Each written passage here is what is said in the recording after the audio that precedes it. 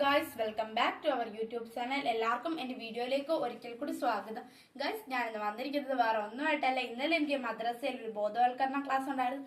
അതിൽ കൂടുതലും ചർച്ചയായ വിഷയം തന്നെയാണ് ലഹരിയുടെ ഉപയോഗം. അവിടുന്ന് കിട്ടിയ ഒരുപാട് അറിവുകളും പിന്നെ എൻ്റെ മനസ്സിലെ അഭിപ്രായങ്ങളും ഒക്കെ കൂടി ചേർത്ത് ഞാൻ പ്രസംഗം തയ്യാറാക്കിയിട്ടുണ്ട്.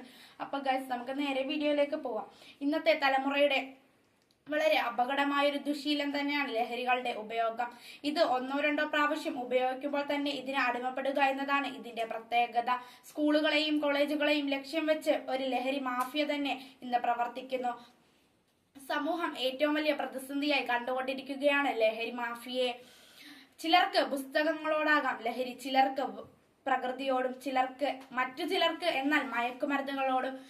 ഒരു വളർന്നു വരുന്ന തലമുറയുടെ ഭാവി അവിടുത്തെ കുട്ടികളിലാകാം. ആ കുട്ടികൾ ലഹരിക്ക് അടിമപ്പെട്ടുകൊണ്ടിരിക്കുകയാണ്. ലഹരി ഇല്ലാത്ത ഒരു ലോകത്തെ നമുക്ക് വാർത്തെടുക്കാമെന്ന പ്രതിജ്ഞയോടുകൂടി ഞാൻ നിർത്തട്ടെ. അടുത്തൊരു വീഡിയോ ആയിട്ട് വരാം. എല്ലാവർക്കും ബൈ.